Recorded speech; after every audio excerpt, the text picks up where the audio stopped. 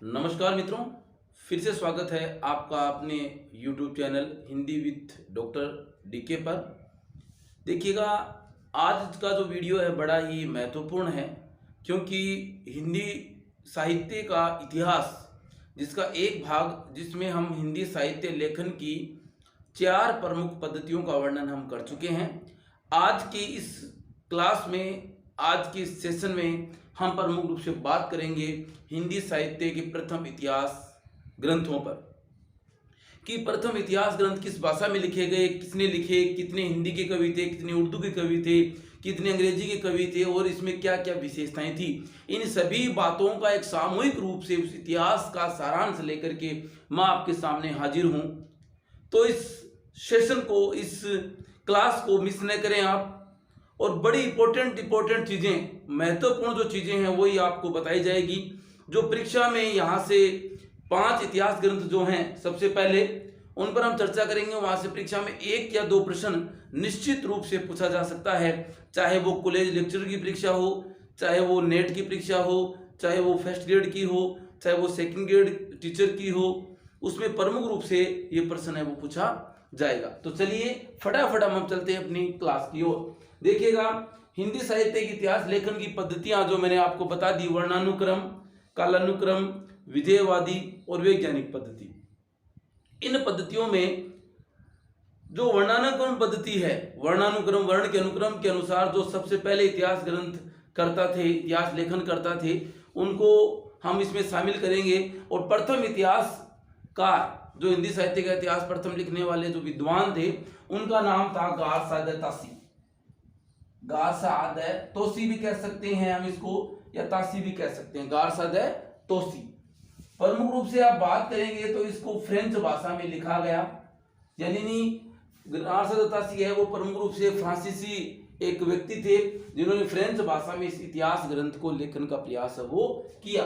इन्होंने अपने इतिहास ग्रंथ का नाम दिया इस्तवार द ला लिटरेचर एंदुई ए हिंदुस्तानी, इस्तवार द ला लिटरेचर एंदुई ए हिंदुस्तानी।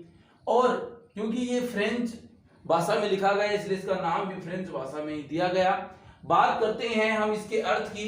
इस्तवार, देखिएगा, इस्तवार जो है वो प्रमुख रूप से क्या अर्थ होता है उसका। इस्तवार प्रमुख रूप से आप देखेंगे तो इसका मतलब होता है इतिहास। लिटरेचर का मतलब हो गया लिटरेचर, यानी कि साहित्य। एंदुई का मतलब आप देखेंगे यहां पर हिंदुओं के द्वारा बोले जाने वाली हिंदी भाषा, यानी कि संस्कृत मिश्रित। ये हिंदुओं की भाषा जो संस्कृत मिश्रित है। और हिंदुस्तानी का मतलब आप देखेंगे मुस्लिम के द्वारा या मुसलमानों के द्वारा बोले जाने वाली भाषा, जिसमें किसकी प्रधानता है, उर्दू की प्रधानता है। क्योंकि बात करते हैं हम पहले की, तो उर्दू और हिंदी जो है वो साथ में इतिहासकार ये बताते हैं कि प्रमुख रूप से उसमें दोनों भाषाओं के साथ में लेखक है वो या कवि है वो हुए थे। इसका जो प्रकाशन है वो हुआ the oriental translation committee of Ireland, यानी कि ये उस कमेटी का नाम था जो आयरलैंड में थी, जिसने प्रमुख रूप से इस इतिहास को प्रकाशित किया। ये 2 संस्करणों में प्रकाशित हुआ। देखिएगा, प्रथम जो संस्करण है उसका प्रथम भाग 1839 में, प्रथम संस्करण के दूसरा भाग 1847 में।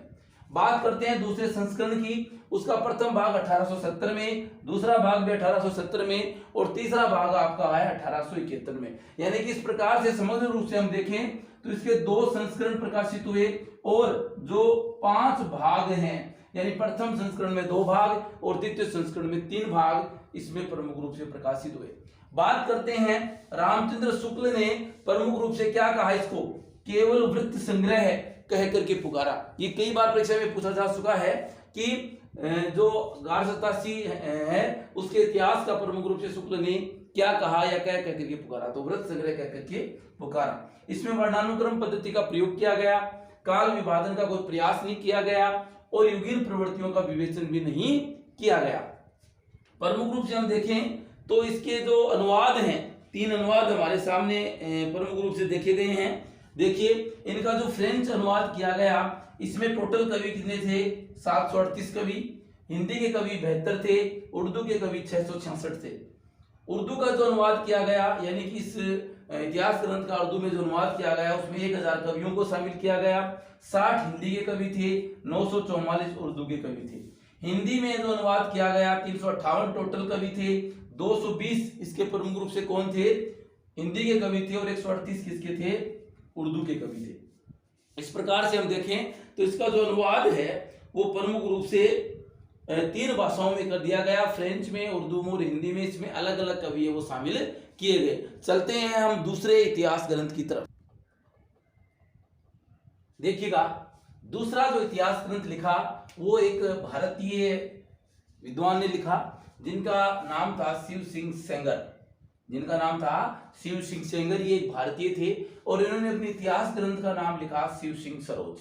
इन्होंने अपना जो इतिहास ग्रंथ लिखा वो 1883 ईस्वी में लिखा, जो प्रमुख रूप से कहां से, एक लखनऊ में प्रेस थी जिसका नाम था नवल किशोर प्रेस, जिससे ये प्रकाशित हुआ। इन्होंने लगभग 1003 कवियों का जो लेखन कार्य है वो अपने इस व्रत संग्रह में मान लो या प्रमुख रूप से आप मानेंगे इतिहास ग्रंथ में वो लिया है। और इन्होंने प्रमुख रूप से किसी भी जो लेखक है उसके जन्म काल का, मृत्यु काल का, रचना काल का उल्लेख किया है, परंतु इनमें उल्लेखित तिथियां वर्तमान में स्वीकार नहीं है। इन्होंने 1003 कवियों का जो उल्लेख है जन्म का, मृत्यु का, उनका उल्लेख किया, परंतु वो प्रमाणिक नहीं है, अर्थात तो उसमें अप्रमाणिकता है, इसलिए वो मान्य नहीं है। इसमें भी प्रमुख रूप से 1880 की तरह ही जो वर्णानुक्रम पद्धति है उस पद्धति का प्रयोग है वो किया गया है, और ये पद्धति है वो प्रमुख रूप से निम्न स्तर की पद्धति है वो मानी गई है। इसमें काल विभाजन का कोई प्रयास नहीं किया गया,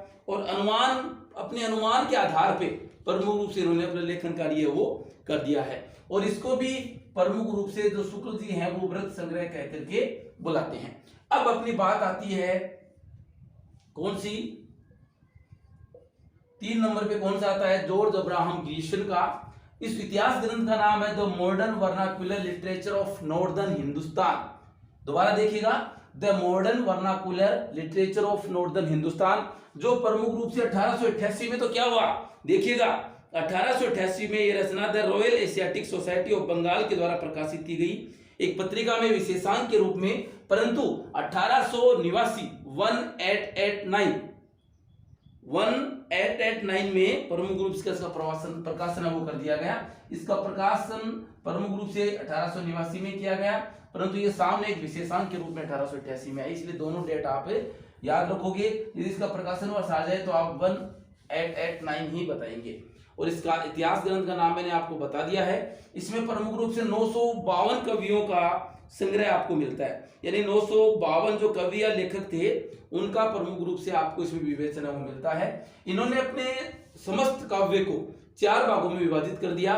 चारण काव्य को, जो प्रमुख रूप से आगे जाकर के रासो साहित्य में आ गया, उसके बाद धार्मिक काव्य, उसके बाद प्रेम काव्य, उसके बाद दरबारी काव्य, प्रमुख रूप से 4 भागों में अलग अलग विभाजित वो कर दिए इन्होंने। और जो इन्होंने प्रमुख रूप से क्या किया, अपने इस इतिहास ग्रंथ को प्रमुख रूप से 12 अध्यायों में भी विभाजित कर दिया।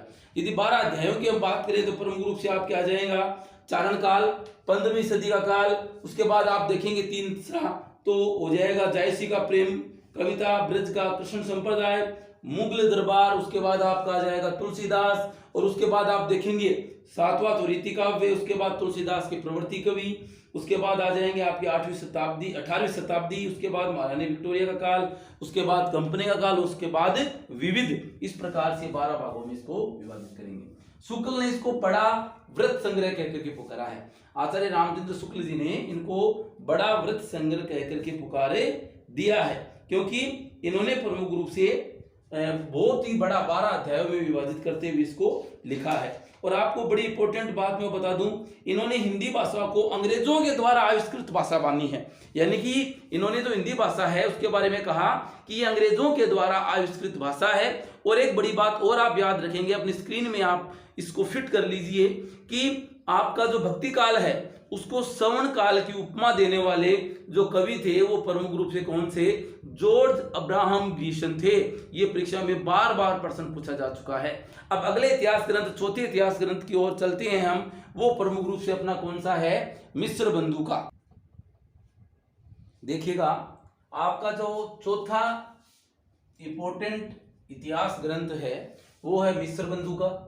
और मिस्र बंधु हम कहते हैं इनको क्योंकि मिस्र जाति के प्रमुख रूप से ये मिस्र जाति के यानी कि आपके जो ब्राह्मण जाति है उसी में मिस्र जाति आती है। और उसमें जन्म लेने वाले 3 भाई थे जिनका जन्म कहाँ पे हुआ, इंटोजा, लखनऊ, उत्तर प्रदेश में। और इन्होंने तीनों भाइयों ने मिलकर के प्रमुख रूप से क्या बना दिया, मिस्र बंधु विनोद का निर्माण है वो कर दिया।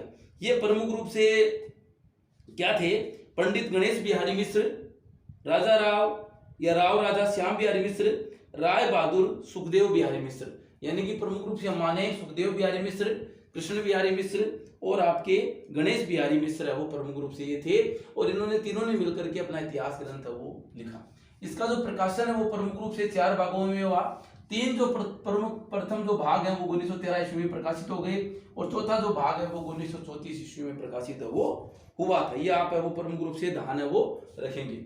इसमें कवियों की चर्चा करें तो 5000 कवि थे और एग्जैक्ट यानी कि एकदम सही एकदम एग्जैक्ट संख्या की बात करें तो 4591 या 4591 जो कवि थे वो प्रमुख रूप से टोटल थे, जो लगभग 5000 कवियों के रूप में हम लोग देखते हैं। इसमें अनेक अज्ञात कवियों को भी शामिल किया गया।